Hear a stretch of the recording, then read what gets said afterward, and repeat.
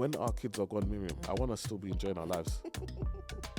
My life needs to, the enjoyment needs to be, It needs to be ramped up, boy. and my enjoyment, and I think again, people will say, we'll enjoy ourselves when the kids are But if older. you're not putting the foundation now, when the kids are here, to get the same interests and stuff, when you get to that point, it's going to be like, I've seen stories about people saying, oh, when we were I like to travel and da-da-da-da-da, and we said when the kids came, but now that the kids are here, they don't want to travel, they don't want to experience anything. They're like, oh, we finally have peace and quiet. I want peace and quiet. And then they're just like, but you promised me all of this when the kids leave, and now we're here, you're going back on your promise. Yeah. And I feel like you have to be on the same page of what that looks like. What does your retirement together look like? When the kids are at the house, what does that look like? Are you building the same dreams, or are you looking for two separate futures for when your kids are no longer at home? Hey everyone, welcome back to the 3L podcast with myself, Eman, and the wonderful Mimi, my beautiful wife. How are you, Mimi? I'm good, babe. How are you? I'm good. And what do we talk about? We talk about life, love, and legacy. Doesn't she do that so well? It's just so sweet. So yeah, how you been? I'm good. How are you? I'm good. I'm living, man. I'm living. Life is good. Life is good. What about you? I'm good. How are you finding the podcast? We're getting some good feedback from it. We're getting excellent feedback, the maddest part is, obviously, because Bread and Butter is so big and so much people watch it, like when people come to me and they're like, oh, I love your podcast, I just assume they're talking about Bread and Butter. And I'm like, oh, Bread and Butter. And they're like, no, the one with you and your wife. Love you and your wife. And I'm like, you and Mimi, you're amazing. And it's great that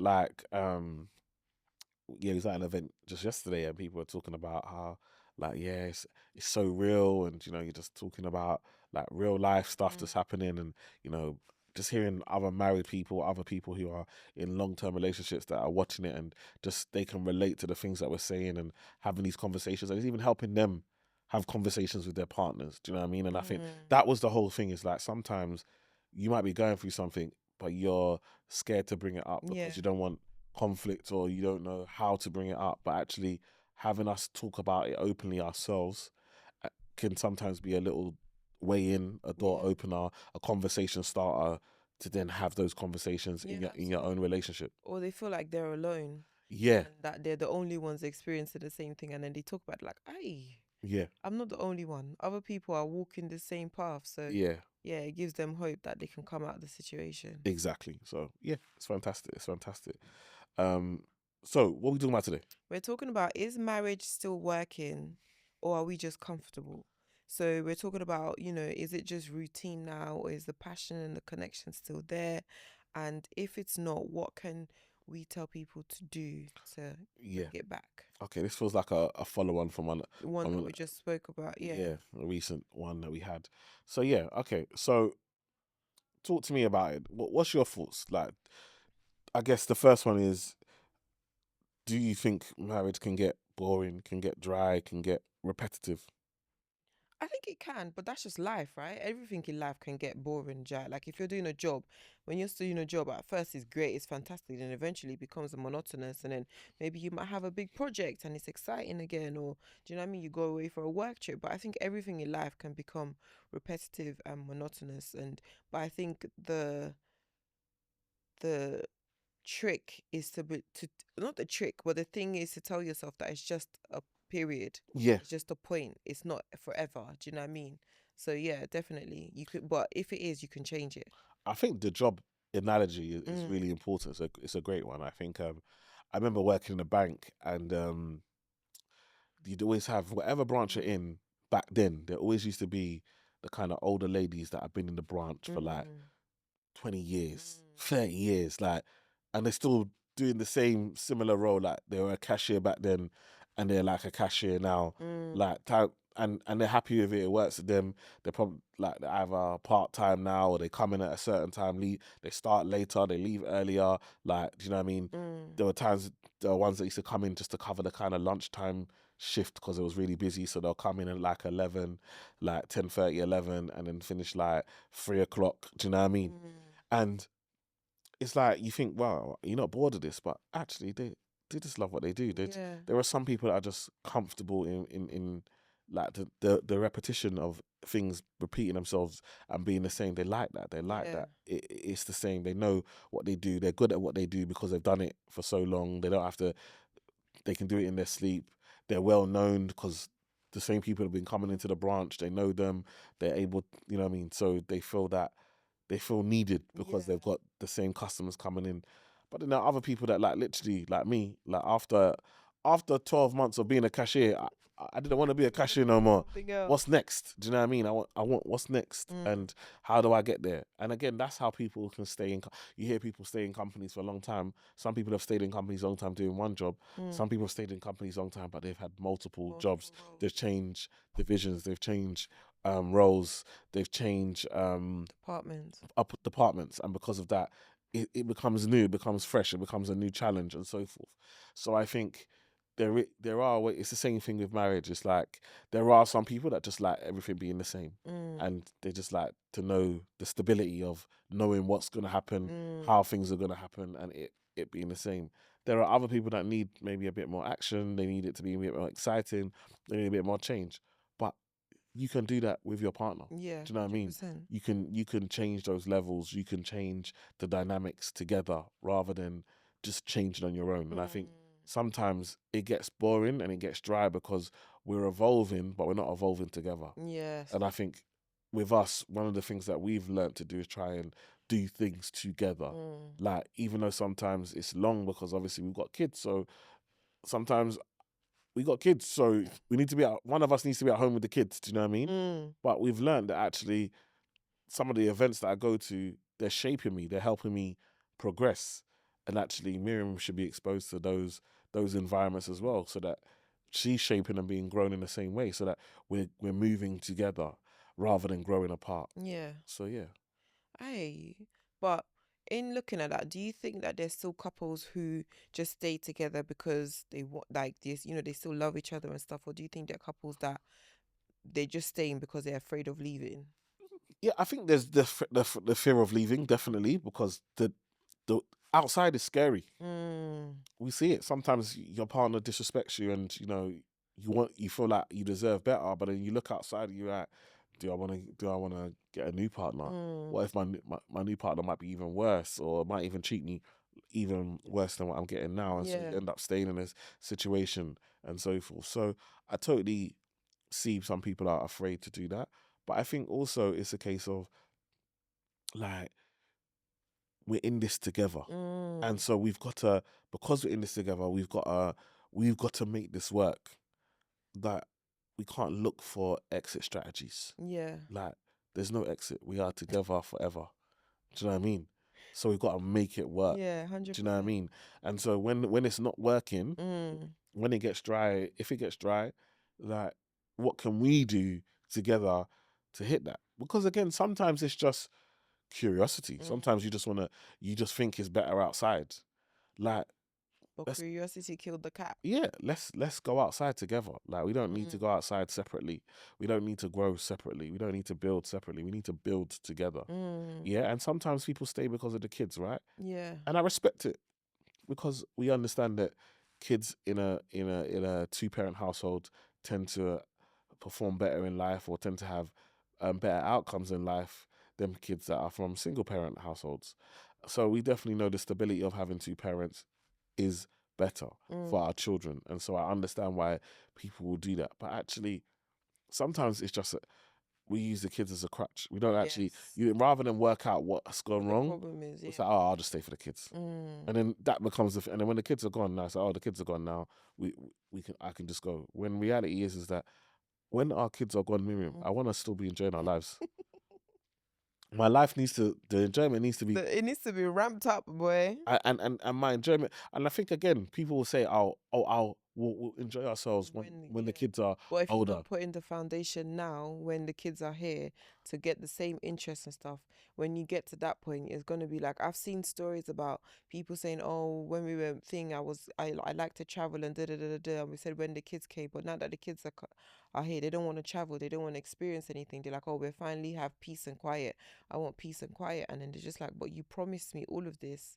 when the kids leave and now we're here, you're going back on your promise. Yeah. And I feel like you have to be on the same page of what that looks like. What does your retirement together look like? When the kids are at the house, what does that look like? Are you building the same dreams, or are you looking for two separate um are you looking at two separate futures for when your kids are no longer at home? Yeah, I agree. I agree with everything you said. I feel like we've got to. I need to enjoy it while now. Mm. Okay, there was a point when the kids were really young and Mm. we had 3 under 4. Mm-hmm. Ah, That was tough. 3, 4 and under. Yeah, that was hard. There's no enjoyment then. There's no. Like you're balancing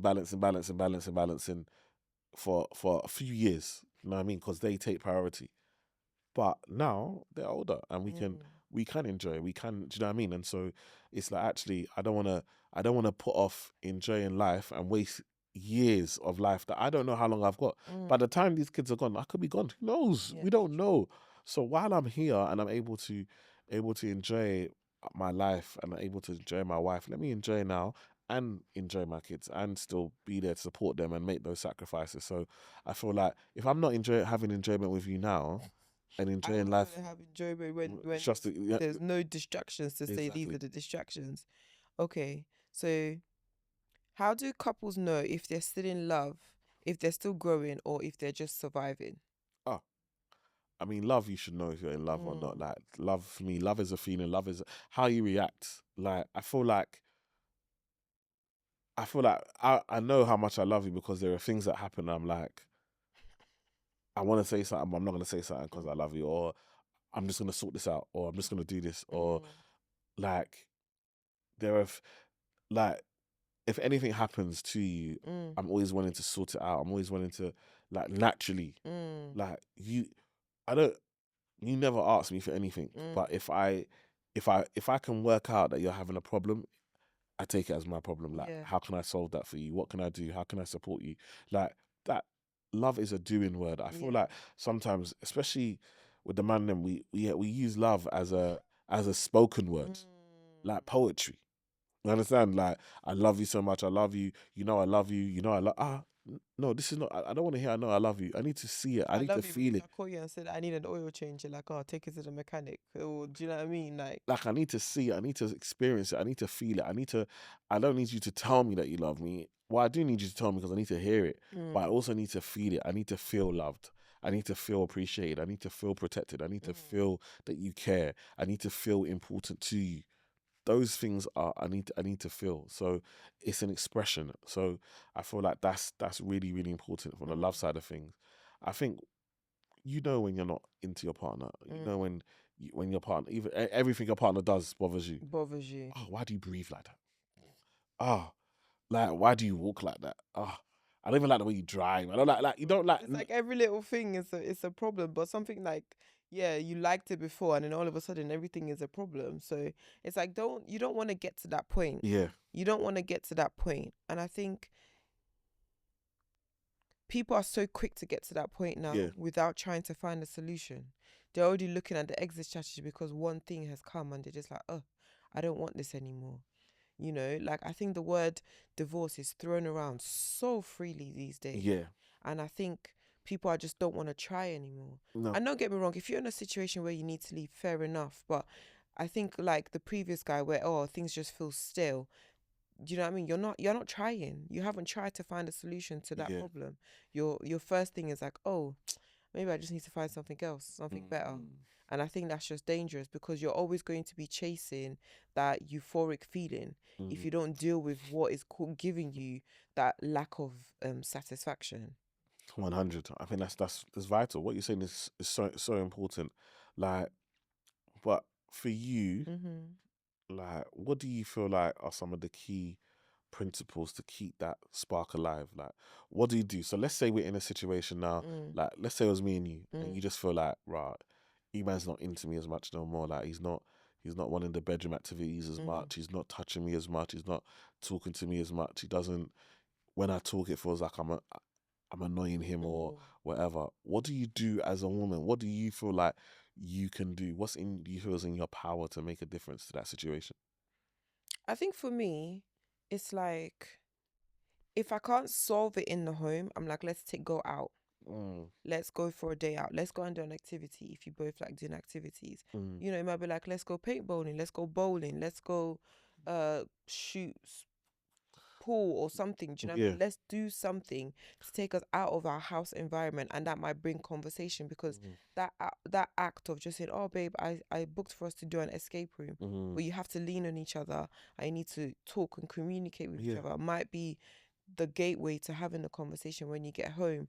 It might be, like I said, going bowling. Yeah. It might be saying, "Oh, if you don't like bowling, let's go to a bookstore and look for books." It could be whatever your shared interests are. Yeah. It could just be saying, let's go and do that and find a way to reconnect with each other again. And then hopefully that will open the door to us asking the real questions of like, oh, what's going on? Mm, You know, I think, and if you're not really outdoorsy, it could be like, oh, let's watch that show. I know you like a specific show. You know, like for instance, Emmanuel likes Arsenal. I'll be like, oh, babe, let's watch the game together. Do you know what I mean? And then that could lead us to finding that connection again. It's just, I think the little things lead to big things. I think people are always looking for the big solution straight away, but it could be the little thing of saying, "Oh, let me make a smoothie every day for him because I know he likes it," or mm. "Let me cook a breakfast for him because," or do you know what I mean? Just the little things can lead to the big things. Yeah, I think that's important. I think conversation is important. I like what you said. I think something we like just go to like a theme park, like Mm, just like because what we found, we're in the queue, like just talking, like we're literally standing in the queue. mm, We could talk about, have you been to a theme park before, or when's the last time you was at a theme park? Did you go to these things when you were kids? Like, and you could just find more about this person that you can ask questions that you wouldn't have asked before. Do you know what I mean? yeah. Like you're on there, you're literally screaming your head out, like, well, if you're me, you're screaming your head out, like, do you know what I mean? But you're with your partner, and then you're able to then share these, create new memories, create experiences, take photos. Do you know what I mean? All of a sudden, it's like we're dating again. Do you know what I mean? Like, let me get to know you now. I think that's why sometimes things get stale, because you don't know who that person has evolved to yet. Yeah. You haven't taken the time to date the new version of this person. You Yeah. still think they're the same The same person, person when you got married. and Yeah. people evolve, people change, people grow, and so this is why your heads are buttoned, because you're treating them how you met them. Especially if you're like us, like we're 14 years in. Mm, I can't be treating you the same way I was treating you in year one, in year 14. You are not the same person, definitely and not. we're not in the same situation. So it has to evolve over time. So I've always got to try and date you. I've always got to try and get to know you better. I've always got to ask you questions. Things change. Do you know what I mean? Mm, Like your favorite color has always been purple, but you're liking some new colors. mm, And I noticed from your wardrobe. Like, we had the conversation the other day. It was going for your wardrobe. I'm like, you don't really wear purple no more. mm, Like you're making more, wearing more orangey. Is that, and greens? Is this your new thing? And mm, you're like, oh no, just my color palette for this and these are I'm learning you. Do you understand what I'm trying to say? Your favorite drink. You know what I mean? mm. What you like to drink, what you like to like. We can learn these things, but how do I know your new favorite drink? Guess what? We went to a bar. We went out, and I said, what do you want to drink? Mm, Do you, is Desperado and cranberry juice still your favorite? yeah. Oh no, you know what? Actually, I prefer this now. Okay, cool. Do you know what I mean? Or yes, it is still my favorite. Do you know what I mean? So we can go over and have these conversations. So I feel like we've always got to keep dating. I've always got to keep getting to know you, and that stops it getting stale and dry. Do you know what I No, mean? absolutely. Should we do the dilemma? Go ahead. It says, ooh, we've been together since we were 19, married at 25, now we're 37. Lately, it just feels like we're just existing. We talk about the kids, we laugh at memes, but the deeper connection is gone. No more intimacy, no more long conversations. We don't fight. We don't really feel either. I mentioned couples therapy. He said we're not broken, but I feel like I'm grieving a marriage that's still alive. Is this just a season, or is this what coasting into forever looks like? Wow. Mm. What's your thoughts? It can just be a season, but it could be the start of, Yeah. coasting into forever. And I feel like if you feel like you're feeling it now, you have to be the person who makes the changes. especially if the other person doesn't see that there's an issue. You have to be the one that affects changes. Mm. And if your kids are slightly older, you have a bit more room to grow, to develop and discover Yeah. new things that you can both do together. Yeah. And I think it's so important to put in the work. Mm. You gotta put in the work. Like, marriage is work. Relationships are work. So, like, even at your job, for example, like, we know that you maybe when you first started at a junior level, you're putting in the work to get a management role. And now you've got your management role, you're good at it, but then you get into a routine. And so you're not thinking about new ideas. You're not thinking about how do I push the business forward. You're not, and so now you get stuck at manager level.